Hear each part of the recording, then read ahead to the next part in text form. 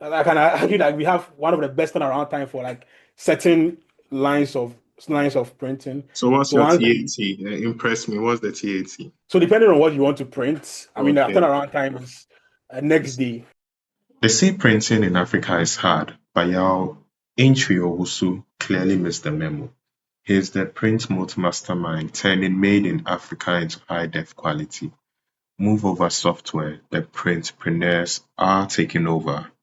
Get your print orders ready. Hit the music.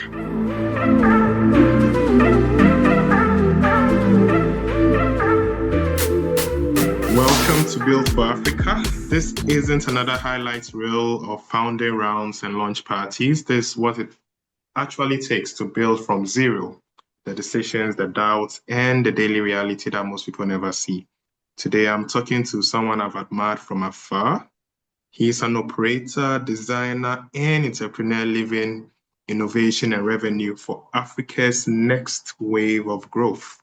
He's a MES-trained software entrepreneur and the founder of Printmote, a digital-first platform modernizing Africa's fragmented print economy by making commercial printing reliable and infrastructure-driven. He works full-time at Dachi Digital as a product development and growth specialist, leading product development and commercial rollout initiatives for the digital innovation solutions in Ghana. He previously contributed to large-scale digital platforms at MTN Ghana. He is also a researcher and publisher at 233 Founders, where he produces intelligence on Ghana's tech ecosystem, operating at the intersection of product operations and emerging markets. He's Yaw Antwi Owusu. Welcome, Yaw.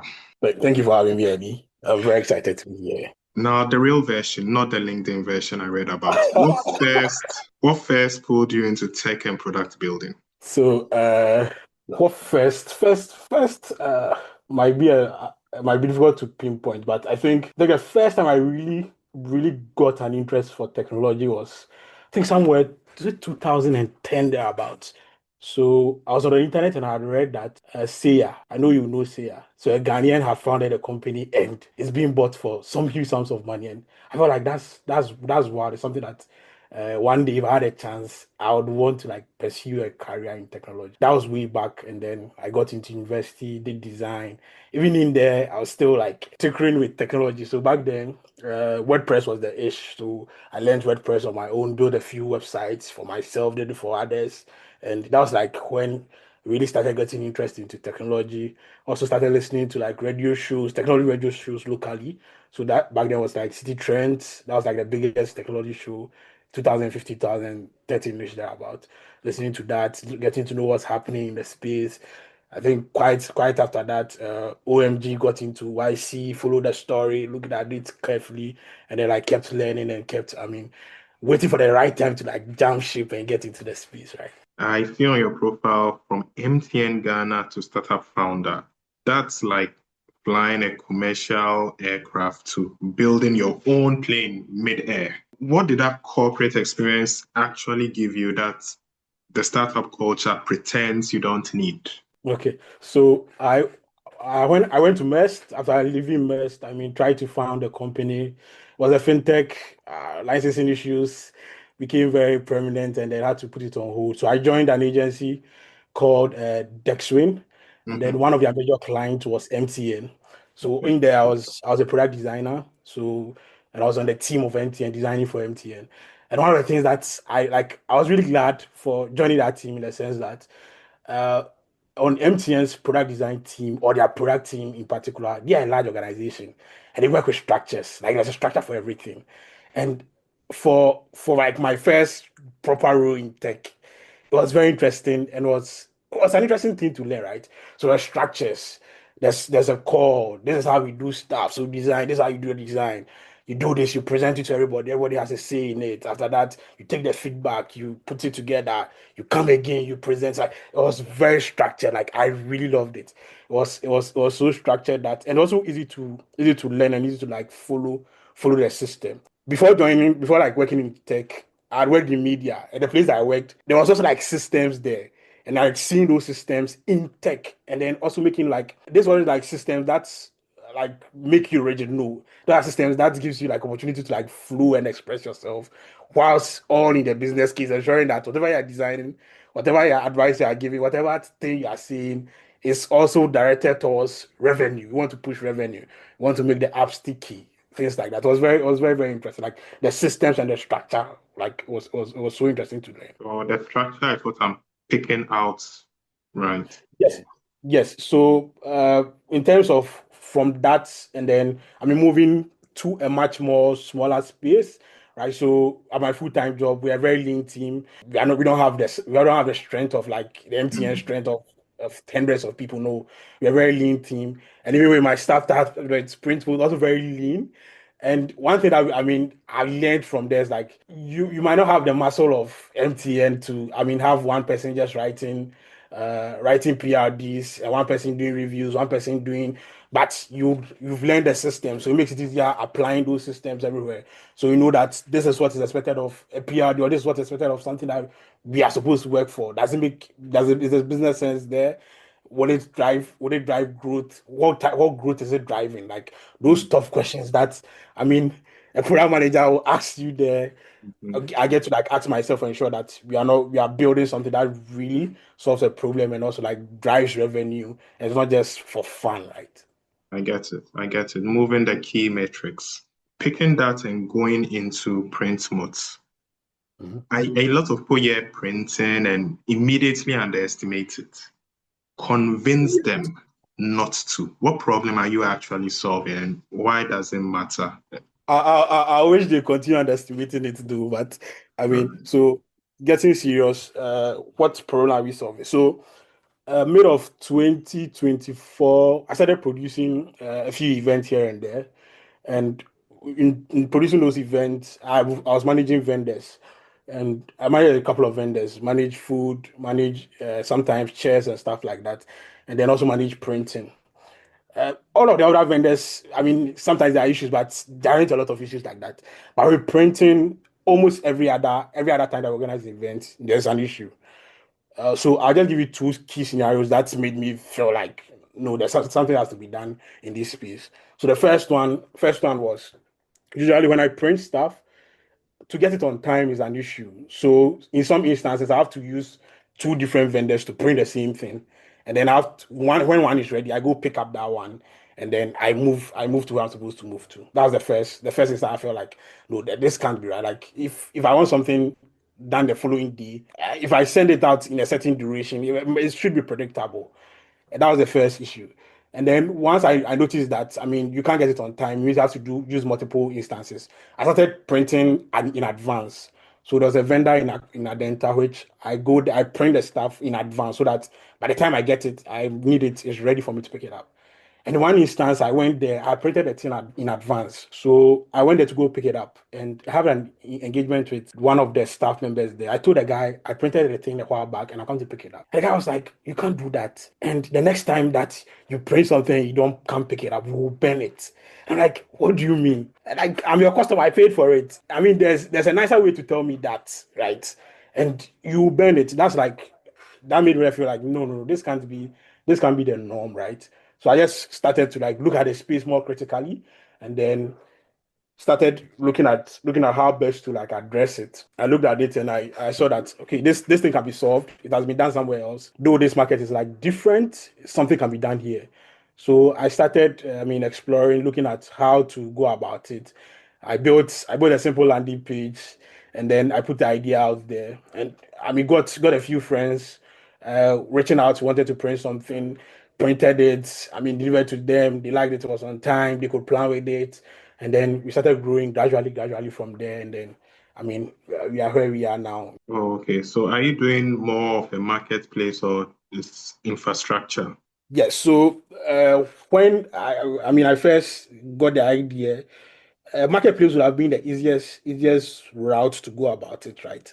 I think marketplaces are like very common, but for the solution that I needed or the solution that the market needed, it was very important that if you want to really want to provide results for the end user, you have to control the entire value chain, which means you are controlling when what is being sent to the fulfillment partners, when it's being picked up, who's communicating with the customer, who's deciding pricing, who is sending it to the customer when it is done. So you have to control that value chain to provide like 360 value for the consumer. So we went with the infrastructure approach, and that's what we have been doing since we went public June 2025. Okay, so walk me through the process. I want to print something for my child's first birthday. What happens from the moment I make the request to actually get it? Great. So from the moment you come to our platform, you tell us what you want to print, we take the specification, and then we give you a quotation, you make payment, and then once you make payment, it means you move the order into production. Once the order is moved into production, we have a network of vetted fulfillment partners spread across all over Accra. We look at the vendor which will be best suited for your work and then the turnaround time that you need. And then we send it over to the fulfillment partner. Because since we started, it's been over 7, 8 months, we've built a good relationship with the fulfillment partners and we get you to them, we get you the best turnaround time. I can argue that we have one of the best turnaround time for like certain lines of lines of printing. So what's So your once TAT? Impress me. What's the TAT? So depending on what you want to print, the Okay, turnaround time is next it's- day, okay. next day, next day turnaround time. But some of them we can get it to you instant. So for a pull-up banner, we've really tested the process and tested the flow in the sense that now we deliver same day delivery for pull-up banners. So pull-up banner, you want to get print a pull-up banner, you send it. Even if you send it after noon, first it was before noon, now after noon you can still get it the same day because we perfected the relationship, perfected the systems, and then we know what to do to move it fast and then get it done to you to your doorstep. So once we move it to the printing fulfillment partners, they get it done, and then we move it from there to you seamlessly. I think that's a superb process flow you have going there. I mean, put me down for your next printing engagement. Huh? Yeah, Great, I think it's a great, great, great. superb arrangement you have going. Now, most founders treat sales like a necessary evil, but it looks like you said you've come from a digital sales background. So how has that shaped your founder mindset? I had opportunity to do a number of sales engagement, and I'm still in that loop. And Mm, it's a very interesting thing to learn in the sense that you can't, when you are selling something, you are solving someone's problem, right? You are not just selling what you think will work. You are literally solving someone's problem. And in exchange of solving that problem, you get to earn some financial rewards or whatnot for it. And it's like a very important thing, however small it is, right? So I see founders who feel like I have a cool idea and I want to, because it's cool, no. But if you are looking at it from a sales point of view, you are looking at that you are providing value to someone, which is your customer. And then once you provide that value, you get an exchange for financial exchange or whatever it is, right? Getting that bridge and getting that understanding is very, very important. And also having appreciation of the sales cycle. In sales, a typical sales conversation, one can take like 6 months B2B to close a deal, right? okay. And though it's not it's not the most interesting thing to most interesting process that most founders will want to be through or any staff member will want to go through. But it's very engaging and it's also very, very rewarding and sometimes very humbling, right? So you chase a deal for a number of times and it's not you have to move ladders, say something. And maybe you might say something you don't have to say and to turn off the customer. So you know what to say, what not to say, how to present something, how to position it, and also like so I did what's it called commercial rollout for iTunes Mhm. last year. Did a number of engagements for customers, right? And there are categories of customers that we are serving. So we are serving media organizations, we are selling ad agencies, we are selling direct consumers, direct independent brands, and for all of them, it's the same product I'm selling to them. But every every like the value is different for every one of them. I can't go into an ad agency pitch or meeting with the same value proposition that I'll use for an ad for a media house or for an independent brand. and even for telcos that we are working with. And that understanding and that realization makes it so interesting that even now with Printmote, Mm-hmm. with our decks, right? So when I'm talking to I brought on a founding engineer, and when I was bringing him on, I had to pitch to him. The pitch I gave him was a different pitch I gave to advisors that we have on board. It's also a different pitch that I'm giving to like accelerators that we are trying to apply to. And it's a very interesting thing that, I mean, if you don't go through that sales cycle, you might end up missing it. You said certain things or didn't say certain things for your first 10 customers. So what did you tell them? Not the one you tell investors. What really happened? Do you say like I'm interested in So that? closing our first 10 customers, most of Mm-hmm. them were from referrals, right? Okay. Most of them were from referrals. So folks I know who saw the product and the platform. And printing is very critical. It's a very critical aspect of business, right? Mm-hmm. Sometimes we downplay it, but it's very critical. So Okay. I'll just give an example before I go on to answer the Okay. question about how Mm-hmm. it. So there was a customer that we had gotten through recommendation from a close friend of mine, Mm-hmm. and they were printing for an event, and they in their mind when they first came to us, they weren't seeing our value proposition in the sense that they thought we were just a print shop who just do one line of work. So they came to us, wanted to print A, and they were skeptical, asking, can we add B to it? I was like, no. Our infrastructure makes it possible for us to handle almost everything. And it was like 6 p.m. The guy had messaged me, we need to print tote bags, X number amount, and the vendor that we are supposed to give it to is not forthcoming. Can you handle this for us? I'm like, yeah, this is what our system is built for. And that was the first time that we were actually testing like our turnaround time for tote bags. We took Mm-hmm. it, got a fulfillment partner, delivered it the next day, it was at their doorstep. Like printed 100 tote bags, printed and delivered. I'm part of the process that made it possible. But even myself, I was amazed like how this was possible and how this was done. Only because the system and how we've thought about it is like you are putting the customer is like the end goal is like make the customer happy and then deliver value for the customer. So back to the question about how we got the first 10 clients, most of Mm-hmm. them were from recommendations, All and right. and I also share about it a lot on WhatsApp and sometimes on Twitter. So some of them came from those. I think a few of them have come from directly from our website. Very few of our customers have come directly from our website. Most of them come. The few that have come from our website have also recommended us to other people, and then that chain keeps happening and keeps happening and keeps happening. So it looks like growth has been really substantial, but what if it clicked? I mean, God forbid, and it slowed down. Yeah, so we are balancing what's it called? The organic growth with, I mean, happening referrals and things like that, with also like doing outreach. So these days on LinkedIn, I do outreach a lot. Okay. So I know the folks who are typical customers or who will be interested in using the product like Printmote. So Mm-hmm. businesses who like speed. Speed is one of the things that they need, and also people who want fast turnaround time. So event organizers, people organizing events every now and then.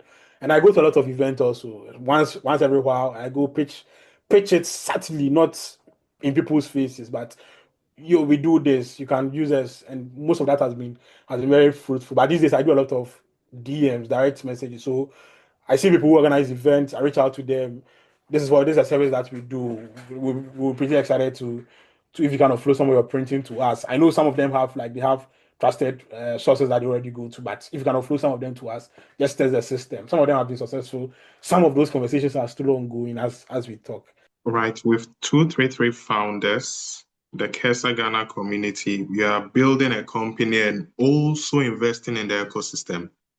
But what gap made you feel like both needed to exist? Yes, so at Dacha Digital, I do a lot of research work, Mm-hmm. and like I have a strong belief that great products are built from uncommon market insights. Okay. So the surface insight, which is widely available for everyone would literally produce, well, most of the time, produce average products, right? It's not going to be that wild. If you are building something which is hard to the core, you have either experienced something that is quite unique, or you've either uncovered something which is very like it's not widely open to everybody. That is easily accessible. That's like my thoughts on like having like insight and working with insight.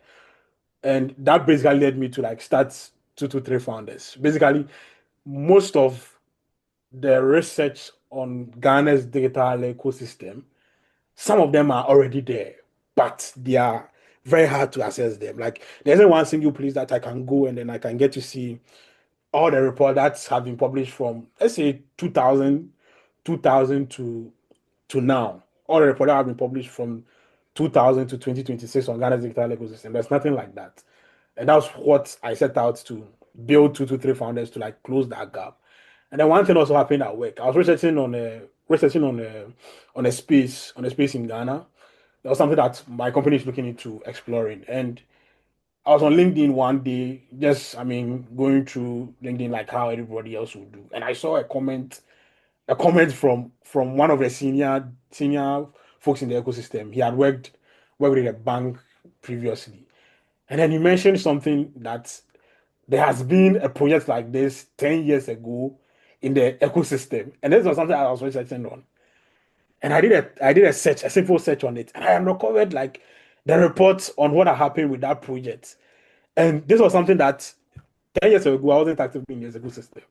There's no chance I'll remember a thing like that. And there's no chance that a simple or just a surface search on that sector would have uncovered that details. There's something like that. But if there was a platform like 223 Founders, which it is now, I would have really went there and saw that, oh, this sector, this is data which has been done already. Someone has worked on it 10 years ago. This is why it failed. This is why they did well. This is what approach they used back then. And maybe if you are going on, this is the approach that you should tweak and use. So that's primarily why I set out to build 223 Founders. And now, what we have now is a space where we are putting reports on the digital economy on there. So we have over 20 reports on there now. So you can go on there. There is reports in finance, in a few other places as well. And then you can just look at them, download them if you want to like have a deeper understanding on Ghana's digital economy. Okay. You seem to be really strong with 233 founders on research and what's happening within the digital space. So Yeah, tell me, what is quietly shifting in Ghana's tech ecosystem that we are completely missing? that's maybe a few things I didn't think about Maybe this just deep. one, just one.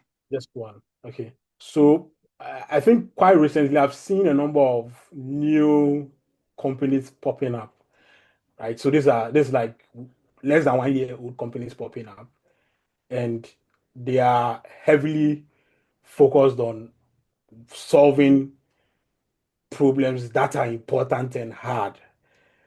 I think very few years ago, it was to build cool things, but we've moved from that. Like, and when they post about their companies, they're posting about revenue, and I think like it's a quiet shift which is happening. Maybe 8 years ago, that shift happened in Nigeria. As our 10 is happening now. And I think maybe most people are not putting the dots together, but it's something that's happening. And for me, as someone who is working in the ecosystem, building the ecosystem, also researching the ecosystem, like I'm very, very excited about that. And then looking forward to what becomes of it. And also like we should have like new generation of companies which is like going to like not replace the Haptels and the Ensanos and what have you, but also like continue the good work that they are doing.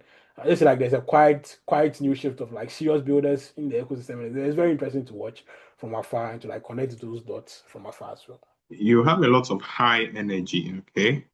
But to every good side, there's the reverse. Yep. What internal pressure do you carry while building all of this? That's always quiet, in there. Being a startup founder isn't easy. So, Yeah. So I think for Printmote is what we are building is working, right? mhm. It's not like it's not working, it's working. But in it working is also more work. Okay. I don't know if you understand it. Like Okay. the thing is working, but it also means that you will be uncovering new challenges every time. Like Mm, there are, and as I said, we control the entire experience for the consumer to end. okay. There's been few instances that something that I mean we experience in the business is unpleasant, right? It's unpleasant, and I mean you have to deal with it because you are the founder, and you said you promised the customer that you are going to get it to you at X time, right? And then we are going to send it to your delivery partner internally at this time.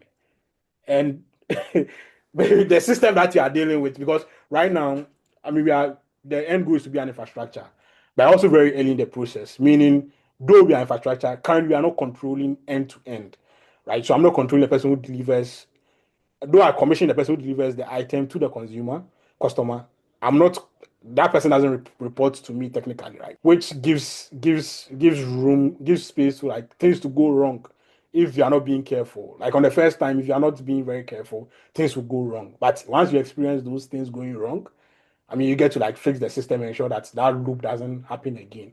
But it just means that things are working, and as things work, I mean, it gives room for like a lot more work. It's very interesting, and I mean sometimes quite challenging as well. Okay. Is Printmote the whole book or is just a chapter? Yeah. So for now, I think for the foreseeable future, uh, print mode is like one of the main things that I see myself doing, in the sense that when I look at what could possibly happen if we succeed in the print space, like the print economy, what could possibly happen, it's very interesting and fascinating, right? So if in a country like the US, printing is like it's very easy. People don't think about it because it's that simple and easy. Like I can sit at my home. People can even print on Canva. Like you design in Canva and print it. It's that easy and simple. And once it becomes that easy and simple, it gives birth to a whole lot of like it's it impacts a whole lot of other economies, right? If printing is that simple and easy, it directly impacts the creative economy in the sense that creatives can directly earn from whatever they are doing using the print infrastructure that already exists. That is, if we end up being successful. So they can like monetize their audience. They don't have to think about it. They don't have to have what's it called? Cost. They don't have to have like funds upfront. If they want to launch a mesh brand, they just have to come to Printmote, tell them what they want to launch, and then they just launch it. No cost upfront. That is if our infrastructure works and we succeed. And if that works, it also opens up a space for like a new form of entrepreneurship. Like these days, there's stationary entrepreneurship, right? So people who print notepads, custom design notepads.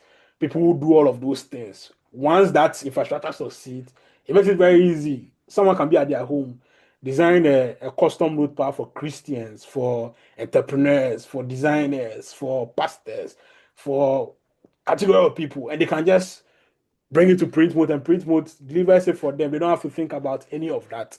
So for the next 5 years thereabouts, if we succeed, it's going to be like a very interesting space to see, and like the direct impact on the economy is going to be very huge. So that's Great, like what I see myself doing. Yeah. great. Building Mhm. in Africa has taught me, finish the sentence, 30 seconds or less. Building in Africa has taught me to, I mean, I build for the worst case scenario. Like anything that can go west will possibly go west. So just build for that. Right? That's like one of the lessons I learned very early on. Like anything that you think can go wrong will go wrong. So just build for that worst scenario and then make sure that like systems are are robust enough for if it goes wrong, there's a backup plan for that. Yeah. All right. There's a backup plan. Right.